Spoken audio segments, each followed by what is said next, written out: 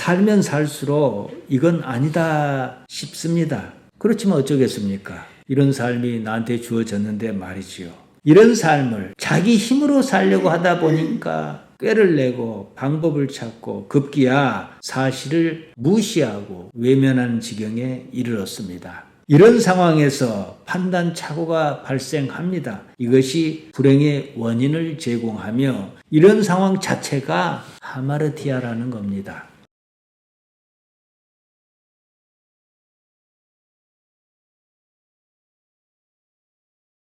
아버지 하나님, 우리를 살펴주옵소서. 우리가 함께 말씀을 읽었습니다. 이 시간에 하나님께서 친히 우리 가운데 역사해 주시기를 예수님 이름으로 기도하옵나이다. 아멘. 삶은 판단의 연속입니다. 예배당에 갈까 말까 이것도 판단이거든요.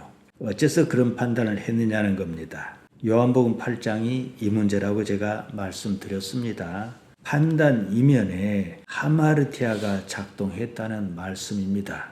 우리 번역 성경은 하마르티아를 죄로 번역합니다. 하마르티아가 작동한 때문에 판단 착오를 일으킨 겁니다. 그래서 삶이 원치 않게 어그러졌습니다. 그토록 복 있는 삶을 살고자 했지만 결국은 복 없는 삶을 사는 거예요. 이게 핵심입니다. 그 방법, 그 처방이 오늘 말씀에도 있습니다. 우리가 요한복음 4장을 보았습니다. 예수님께서 수가마을 여인을 만나셨습니다. 여인은 이미 5명의 남자가 거저갔습니다. 지금 있는 남자도 남편이라고 할 수 없었습니다. 그 삶이 어떤 삶이겠습니까?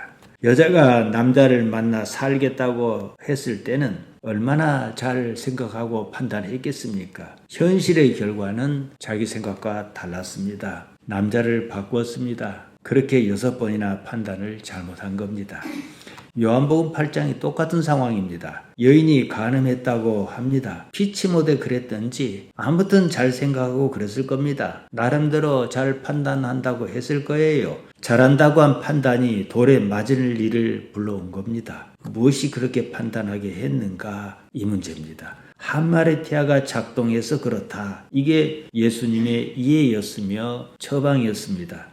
요한복음 8장 11절에서 예수님께서 여인에게 이렇게 말씀하셨습니다. 우데 에고세 카타크리노, 나는 너를 판단하지 않는다 그러셨습니다. 우리 성경은 정죄하지 않는다라고 번역했습니다. 이렇게 번역하면 예수님께서 하신 말씀을 이해하기가 어려워집니다. 카타크리노, 이 말은 무엇에 대해 판단한다는 말입니다.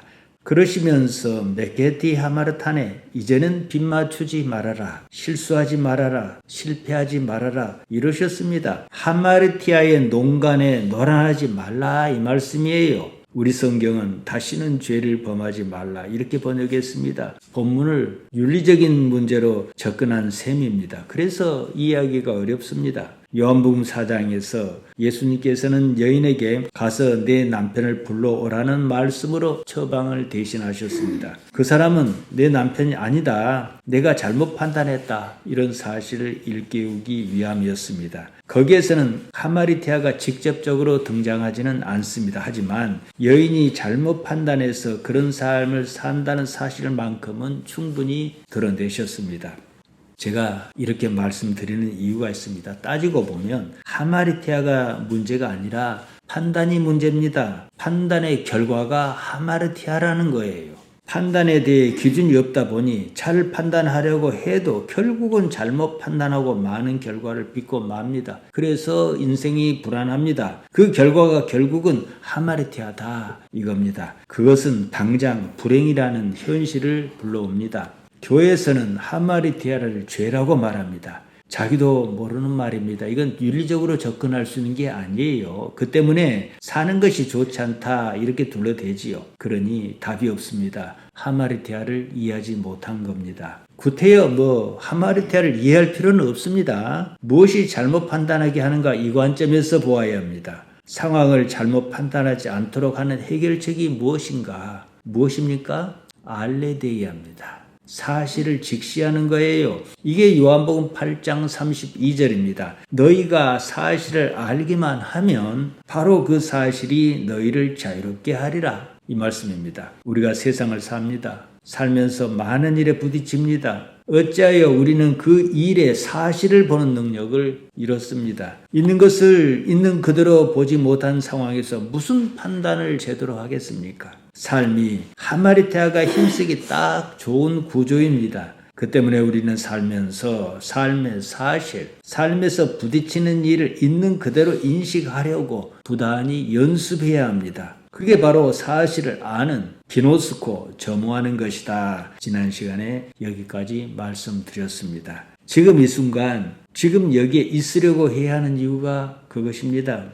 예수님께서는 너희가 사실을 알기만 하면 바로 그 사실이 너희를 자유롭게 하리라 이렇게 말씀하셨습니다. 유대인은 이 말씀을 이해하지 못했습니다. 우리가 언제 남의 노예로 산 적이 있느냐며 반문했습니다. 자기들은 아브라함의 자손이다 이랬습니다. 여기에 대해 예수님께서 이렇게 말씀하셨습니다. 너희는 둘로스 에스틴테스 하마르티아스, 하마르티아의 노예다. 그러신 거예요. 그리고 오늘 본문으로 이어집니다. 39절 보겠습니다. 대답하여 이르되 우리 아버지는 아브라함이라 하니 예수께서 이르시되 너희가 아브라함의 자손이면 아브라함이 행한 일을 할 것이거늘 이러셨습니다. 우리 아버지는 아브라함이라. 오 파테르 히몬 아브라함 에스틴. 유대인은 아브라함의 자손이라는 것을 자랑스럽게 여겼습니다. 지금도 그럴 겁니다. 아브라함의 자손이 무엇이냐는 논쟁입니다. 아브라함이 행한 일을 하는 것이 진짜 아브라함의 자손이다. 예수님의 말씀은 이겁니다. 아브라함이 행한 일이 무엇입니까? 아브라함 하면 무엇이 떠오릅니까? 믿음이 떠오르지요. 정확히는 자기 자신을 믿는 그 믿음이 아니고요. 하나님을 믿은 그 믿음입니다. 여기에 대한 설명이 다음 절에 나옵니다. 40절입니다. 지금 하나님께 들은 진리를 너에게 말한 사람이 나를 죽이려 하는도다. 아브라함은 이렇게 하지 아니하였느니라. 아브라함은 이렇게 하지 아니하였느니라. 이 말씀은 원문에서 보면 이렇습니다. 투토 아브라함 우크 에포이에센. 아브라함은 이따위로 하지 않았다 이 말입니다. 부정적인 뉘앙스가 들어있습니다. 아브라함이 어떻게 했기에 예수님께서 이렇게 말씀하셨을까? 이렇게 보아야 합니다. 유대인은 보통 백성과 달랐습니다. 모세의 율법을 끼고 돌았습니다. 창세기, 출애굽기, 레위기, 민수기, 신명기 이렇게 모세의 5경을 모든 것의 기준으로 삼았습니다. 율법에 아브라함이 어떻게 했다고 나와 있느냐는 거예요. 아브라함은 창세기 12장에서 부르심을 받고 본토 친척 아비의 집을 떠난 사람입니다. 창세기 18장에서 보면 하나님의 사자를 환대했습니다. 창세기 22장에서는 하나님의 명령에 아들을 내놓았습니다. 이게 아브라함이었습니다. 아브라함이 그렇게 하지 않았느냐? 너희가 잘 알고 있지 않느냐? 지금 그런데 너희는 어떻게 하고 있느냐? 이렇게 반문하시는 겁니다. 나는 지금 하나님께 들은 알레데이아 사실을 너희에게 말하고 있다. 그런데 너희는 나를 죽이려고 한다. 이 말씀이에요. 그러니까 이들이 할 일은 예수님께서 하신 말씀이 정말 사실인가 아닌가 이것은 따져볼 일이겠지. 예수님 죽이려고 할 일은 아니다 이 말씀입니다. 물론 유대인은 이렇게 생각할 수 있습니다. 그것은 당신이 하는 말이고 당신이 어떻게 하나님께서 보내신 자이며 하나님께서 당신에게 진실을 말씀하셨다고 우리가 어떻게 믿을 수 있느냐 이렇게 따져 물을 수 있습니다. 만일 그렇게 생각했다면 예수님께서 정말로 그분이 맞는지 따져보기라도 했어야 합니다. 묻지도 않고 따지지도 않고 무조건 죽이려고 했습니다. 사도행전에 보면 여기에 대비할 만한 사건이 나옵니다. 예수님께서 부활하시고 승천하셨습니다. 제자가 예수님의 이름으로 가르쳤습니다. 복음이 퍼져나갔습니다. 공회가 제자를 죽이려고 했습니다. 그때 한 사람이 나서서 이를 제지했습니다. 가말리엘이었습니다. 사도행전 5장에 이 얘기가 나옵니다. 가말리엘은 바리새인으로서 율법 교사였고 모든 백성에게 존경을 받는 사람이라고 했습니다. 그가 공회 중에 일어나 제자에게 잠깐 밖에 나가 있으라 하고는 이렇게 말했습니다. 이 사람들을 그냥 두라. 이 일이 사람에게서 난 것이면 스스로 무너질 것이고 하나님께로부터 난 것이면 너희가 무너뜨릴 수가 없다. 너희가 오히려 그 일로 하나님을 대적하는 것일 수 있다. 이렇게 말했습니다. 사람에게서 난 것이면 자연히 소멸할 것이고 하나님께로부터 난 것이면 어찌 맞겠느냐는 거예요. 너희는 이 일로 하나님께 대해서 범죄하는 일을 저지르지 말라. 이렇게 말한 거예요. 적어도 말입니다. 이런 여지는 갖고 있어야 하는 거예요. 그들은 사실을 말하려는 자를 죽이려고 했습니다. 가말리엘은 그들이 전하는 말이 혹시 하나님께로부터 난 것일 수도 있으니 건드리지 말라고 했습니다. 유대인은 그도저도 아니었습니다. 예수님을 그냥 죽이려고만 했습니다. 그러니 너희가 어떻게 아브라함의 자손이냐 이 말씀입니다. 41절이에요. 너희는 너희 아비가 행하는 일을 하는도다. 대답하되 우리가 음란한 데서 나지 아니하였고 아버지는 한 분뿐이니 곧 하나님이시로다. 너희는 어째 너희 아비가 행한 일을 하느냐? 너희가 행하는 그것을 보면 너희 아비가 누군지를 알겠다. 이 말씀이에요. 아비까지 나왔습니다. 서로가 한참 싸우다 보면 뭐 누구 자식이니 누구 아비냐고 들먹이지 않습니까? 지금 거기까지 간 거예요. 갈 때까지 갔습니다. 점점 더 극단으로 치닫습니다. 그들이 말하는 거예요. 우리는 음란한 데서 나지 않았고 아버지는 하나님 한 분뿐이다 이랬어요. 여기서 무슨 뜬금없이 음란한 데서 이런 말이 나옵니다. 음란하다, 포르네이아입니다. 이 말은 간음하다, 매음하다 이런 뜻인 포르뉴에서 온 말입니다. 아버지가 누구냐는 논쟁에서 누구의 자녀인가 하는 이야기를 이렇게 전개했습니다. 도덕적인 얘기가 아닙니다. 누구나 아버지는 한 사람이에요. 그가 하나님이시다 이 말이에요. 우리가 음란한 데서 나지 않았다. 이 음란하다 말씀드리기 민망합니다만은 남자 여자가 음란한 짓을 했어요. 그럼 음란한 짓을 할 때는 애 낳자고 하는 것 아니에요. 음란한 짓을 하다 보니까 애가 난 거예요. 지금 그 얘기입니다. 그러니까 출신 성분이 뭐냐 이 말이에요. 음란한 뜻은 에크포르네이아스입니다. 직역하면 음란에 의해서입니다. 문자적으로 우리는 사생아가 아니다 이 말이에요. 정당한 혈통을 가졌다는 뜻입니다. 신앙적으로도 그렇다는 거죠. 하나님만 섬기는 사람이다. 지금 이 말을 하고 싶은 거예요. 우리는 하나님을 떠난 자가 아니다. 오직 하나님을 아버지로 둔 백성이다. 이 말입니다. 혈통으로 보나 신앙으로 보나 우리는 흠이 없다. 이 말입니다. 그들은 하나님을 헤나 파테라 하나의 아버지라고 했습니다. 존재의 근원을 말한 겁니다. 41절에서 음란한 데서 나지 않았단 말은 성적인 문제가 아니고 정체성, 혈통, 신앙의 정당성을 둘러싼 표현입니다. 유대인은 우리는 하나님께 속한 자라고 주장했습니다. 44절에 바로 여기에 대해 예수님께서는 너희 아비는 마귀다 이렇게 말씀하신 거예요. 이따가 보겠습니다. 42절입니다. 예수께서 이르시되 하나님께서 너희 아버지였으면 너희가 나를 사양하였으리니 이는 내가 하나님께로부터 나와서 왔음이라. 나는 스스로 온 것이 아니요 아버지께서 나를 보내신 것이니라. 본격적으로 아버지 논쟁이 이어집니다. 예수님의 논지는 이것입니다. 만일 하나님께서 너희 아버지시라면 너희가 나를 사랑했을 것이다 이 말씀이에요. 너희가 나를 알아보았을 것이고 알아보았으면 사랑했을 거란 말이죠. 너희가 나를 사랑하지 않는 것을 보니 하나님이 너희 아버지가 아닌 줄을 알겠다. 이렇게 말씀하시는 거예요. 하나님이 내 아버지예요. 다른 사람 아니라고 합니다. 나 자신 입장에서 본다면 예수님께서 지금 그 입장인데요. 아니라고 하는 사람이 문제가 있지 않느냐는 거예요. 그들 입장에서 이런 예수님의 주장은 억지스러울 수 있습니다. 예수님이 옳다 그르다 이것을 떠나 당신 자신이 어떻게 하나님께로부터 온 사람이냐는 말입니다. 그럼에도 예수님께서는 당신의 주장을 결코 굽히시지 않았습니다. 나는 하나님께로부터 나서 왔다 이러셨습니다. 나서 왔다. 엑셀돈입니다. 출처예요. 근본입니다. 보내신 것이다. 아페스테일렌 사명을 말합니다. 예수님께서는 자신의 근본과 지금 사는 이 삶에서 무엇을 해야 하는지 사명을 인식하셨다는 말입니다. 당신께서 그런 식으로 말씀을 계속 우기듯이 하시면 좋아요. 우겼다 그럽시다. 그렇다면 정말로 그런가 이것은 따져봐야 할 일이에요. 따지지도 않고 잡아 죽이려고만 했다는 거지요.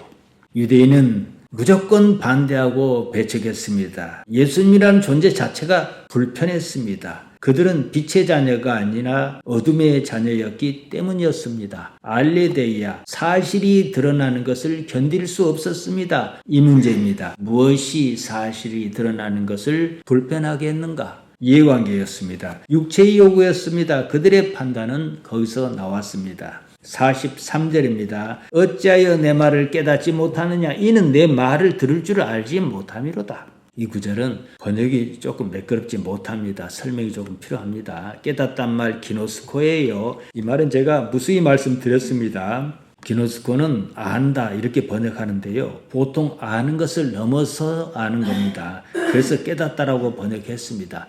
틀린 번역은 아니에요. 하지만 알고자 해야 한다는 어감이 담긴 것을 표현하지 못했습니다. 삶이 왜 이런가? 알고자 애쓴 그 결과에 따라 아는 겁니다. 그래서 제가 기노스코를 어디에 비유해서 말씀드렸습니까? 기노스코는 점호에 가깝다고 말씀드렸습니다. 무수한 반복에 따른 경험치가 만들어낸 결과로서 아는 것을 말합니다. 여기서는 기노스가 2인칭 복수 현재 시제로 쓰여 기노스케테 이렇게 했습니다. 알지 못하는 상태가 계속 이어지고 있다는 뜻이에요. 내 말을 들을 줄 알지 못한다고 했습니다. 뭐뭐 할 줄이라고 번역한 말이 뒤나마입니다. 능력이나 재량을 뜻합니다. 너희는 내 말을 들을 능력이 없다는 거예요.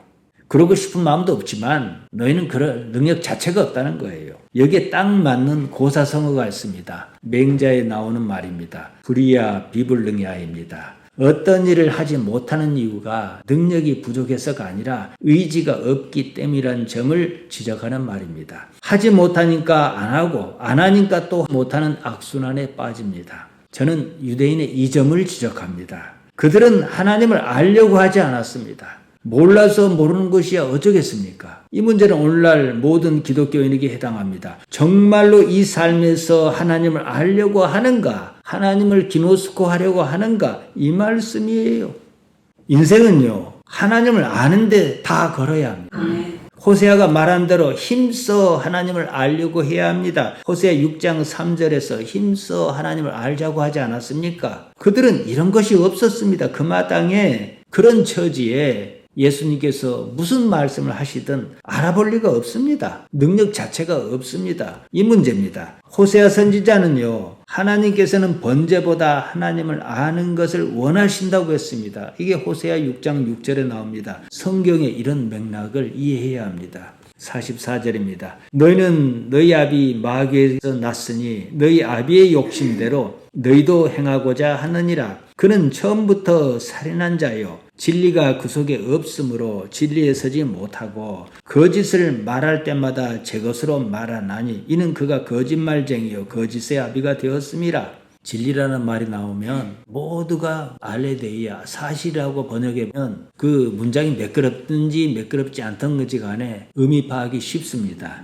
이 말씀의 결론은 너희의 아비는 마귀다 이러신 거예요. 너희가 마귀 자식이니까 마땅히 알아야 하는 것을 알지 못하는 것이다 이렇게 말씀하셨습니다. 마귀, 디아볼로스입니다. 이 말은 어떤 존재를 가리키는 말이 아닙니다. 예수님께서 상대의 내면 상태와 방향을 폭로하기 위해 사용하신 규정적 언어입니다. 디아볼로스는 무슨 실체를 나타내는 말이 아니라는 거예요. 디아볼로스는 어떻게 번역하냐면요. 중상하는 자, 이간질하는 자, 거짓으로 고발한 자를 뜻합니다. 동사로 디아발로는 헐뜯다, 왜곡하다, 갈라놓다 이런 뜻입니다. 마귀라는 무슨 실체가 있는 게 아니에요. 진실을 왜곡하고 관계를 깨트리는 작용 혹은 성향을 가리켜 디아볼로스다 이런 겁니다. 디아볼로스란 말을 마귀라고 번역을 하는데 우리는 마귀를 디아볼로스로 이해하고 있냐 이 말이에요. 그런 거 없습니다.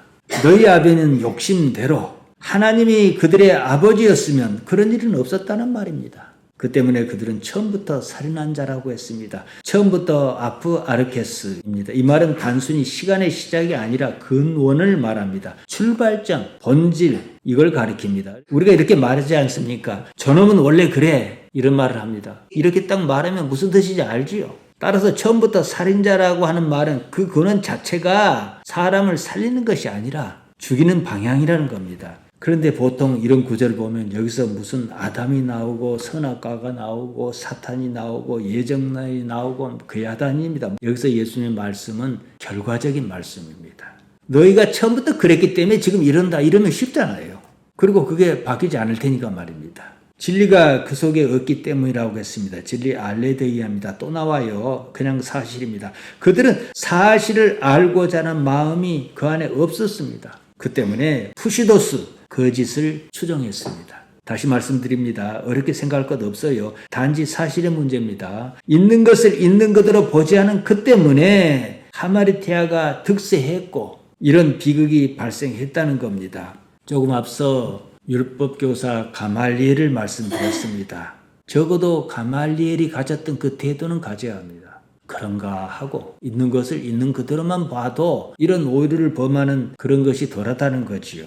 무엇이 사실을 사실 그대로 인식하지 못하겠는가? 여기서 우리는 답을 찾아야 합니다. 너희 아비의 욕심대로 너희도 행하고자 하느니라 이거예요. 욕심, 에피디미아입니다. 에피와 디모스를 합친 말입니다. 에피는 뭐뭇 위에, 디모스는 감정, 열정 이런 뜻입니다. 욕심, 욕망 이런 것인데요. 그게 나쁘냐? 이건 아니에요. 배가 고파서 밥을 먹고 싶습니다. 그게 무슨 잘못이겠습니까? 욕망 자체가 문제가 아니라 욕망을 최고 가치로 신봉한다는 데서 문제가 발생합니다. 아무리 좋아도요, 사실을 외면할 수 없다는 것이 우리 신앙입니다. 사실을 왜곡하면서까지 에피디미아를 젖힐 수는 없습니다. 그러니까 에피디미아는 감정, 열정을 기반으로 그 위에 자기의 존재를 얻는 것을 말합니다. 요한복음 4장 24절에서 예수님께서는 하나님을 영이라고 말씀하셨습니다. 영이 무슨 거짓이겠습니까?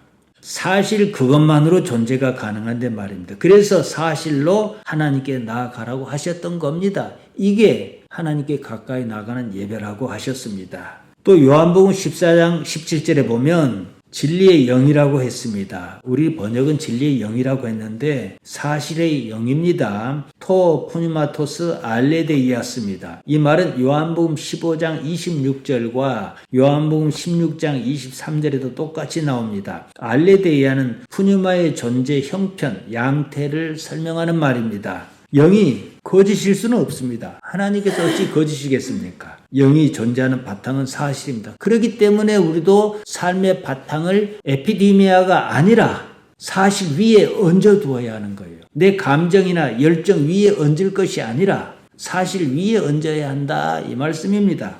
45절입니다. 내가 진리를 말함으로 너희가 나를 믿지 아니하는도다. 진리 또 나옵니다. 사실 알레데이아예요. 내가 사실을 말하는데도 너희가 믿지 않는다는 거예요.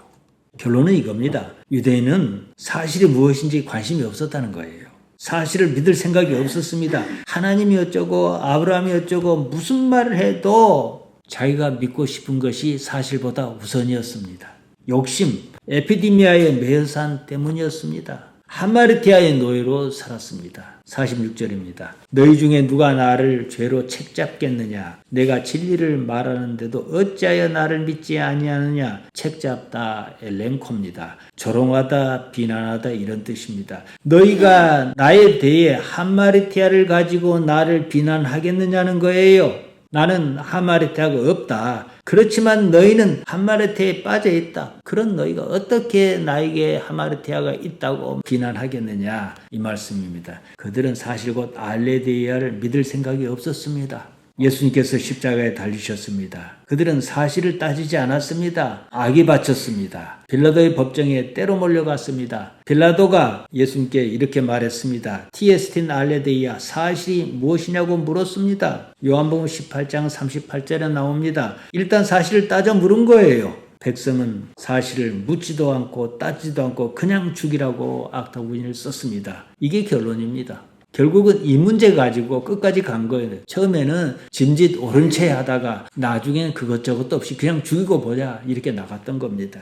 지금 상황이 그렇습니다. 44절에 나오듯이 그 때문에 그들은 처음부터 살인한 자였다는 거예요. 원래 그런 놈이었다는 겁니다. 47절입니다. 하나님께 속한 자는 하나님의 말씀을 듣나니 너희가 듣지 아니함은 하나님께 속하지 아니하였음이로다. 하나님께 속하지 아니하였으니까 하나님께서 나를 통해서 주시는 말씀을 너희가 듣지 않는 것이 아니냐 이 말씀이지요. 하나님께 속한 자, 온 에크투 데우, 하나님에 의한 사람입니다. 여기서 말씀이라고 번역한 말은 로고스가 아니에요. 레마입니다. 그냥 입에서 나온 말입니다. 지금 하고 있는 말이에요. 하나님에 의한 사람이라면 하나님께서 지금 무슨 말씀을 하시는지 들으려고 할 것이란 말이지요. 너희는 하나님께서 무슨 말씀을 하시는지 들을 생각이 없다. 이 뜻으로 말씀하셨습니다. 너희는 하나님을 아버지라고 말은 하는데 사실은 그렇지 않다는 거지요. 인간의 삶이 참 그렇습니다. 살면 살수록 이건 아니다 싶습니다. 그렇지만 어쩌겠습니까? 이런 삶이 나한테 주어졌는데 말이지요. 이런 삶을 자기 힘으로 살려고 하다 보니까 꾀를 내고 방법을 찾고 급기야 사실을 무시하고 외면하는 지경에 이르렀습니다. 이런 상황에서 판단 착오가 발생합니다. 이것이 불행의 원인을 제공하며 이런 상황 자체가 하마르티아라는 겁니다. 그들은 하마르티아의 노예였습니다. 아무튼 잘못 판단하지 말아야 합니다. 그러려면 하마르티아가 개입할 여지를 주지 않는 거예요. 그러면 그럴 일이 없습니다. 그러기만 한다면 지금보다 더 나은 삶이 있습니다. 이게 시편 1편이 말하는 복입니다. 복 있는 사람의 삶이에요. 그것이 요한복음 4장의 수가성 여인의 얘기고 요한복음 8장에 나오는 가늠한 여인의 얘기입니다. 문제의 본질은 하마르티아가 아니라 사실 알레데이아를 알려고 하지 않는다는 데 있습니다. 유대인은 애써 사실을 외면했습니다. 여기서 문제가 발생했습니다. 급기야 예수님을 십자가에 못 박아 죽이는 지경에 이르렀습니다. 예수님께서는 단지 말입니다. 사실을 말씀하셨습니다. 그 때문에 죽었어요. 그러신 근거가 무엇이었겠는가? 이것은 좀 생각해야 합니다. 하나님이었습니다. 하나님은 사실 그 자체였기 때문입니다. 하나님을 아버지라고 부른 데는 나름의 이유가 있습니다. 오늘 본문에도 나옵니다만 나의 근본이 무엇이냐는 인식에 따른 겁니다. 삶을 살리는 것은 오직 사실, 알레데이아입니다. 우리가 이 삶에서 최종적으로 얻으려고 하는 것이 무엇이겠습니까? 오래오래 사는 것이겠습니까? 큰 부자로 사는 것입니까? 노벨상을 받는 것입니까? 그런 것이 삶의 목적일 수는 없습니다. 사는 가운데 그런 일이 있으면 좋을 뿐입니다. 오래오래 살면요, 그 자체가 재앙입니다. 하나님을 아는 것이 우리의 최종 목적입니다. 요한은 이 얘기를 끝까지 끌고 갑니다. 요한복음 17장 3절에서 영생이 뭐냐? 하나님을 아는 것이라고 했습니다. 이 기노스코 여러분 이해하시죠? 하나님을 아는 것이 영생이에요. 사실의 삶을 살면, 삶에서 사실을 인식하며 살면 바로 거기서 하나님께서 어찌 하시는지 아는 기회가 생긴다는 거예요. 무엇이 이기냐 아니냐 이것이 중요하지 않은 건 아니에요. 그러나 이런 것은 잠시 제쳐둡니다. 있는 것을 있는 그대로 인식하는 그 삶으로 여기에 익숙하면서 하나님께서 이렇게 하셨구나, 이렇게 우리를 인도하셨구나 이러면서 하나님의 움직임을 포착하는 거예요. 니고데모에게 예수님께서 뭐라고 하셨습니까? 영은 바람과 같다 했어요. 바람은 눈에 보이지 않습니다. 그러나 나타나는 능력이 있지 않습니까? 마침 영도 푸념하고 바람도 푸념하여 헬라 말이나 히브리 말이나 이 구조가 똑같아요. 그렇기 때문에 하나님을 알려 하는 삶을 살아야 한다 이 말씀이죠. 그러면 뭡니까? 우리는 부단히 있는 것을 있는 그대로 보려고 해야 해요. 쉬운 방법이 지금 여기 있는 겁니다. 이 능력으로 세상을 사시기를 바랍니다. 기도하십시다. 하나님 우리 아버지, 우리를 인도하시는 것에 감사드리나이다. 아버지 하나님 없이는 우리가 한시도 살 수 없음을 고백합니다. 아버지 하나님이여, 하나님 안에 사는 능력을 우리에게 허락하여 주옵소서. 감사드리며 예수님 이름으로 기도하옵나이다. 아멘.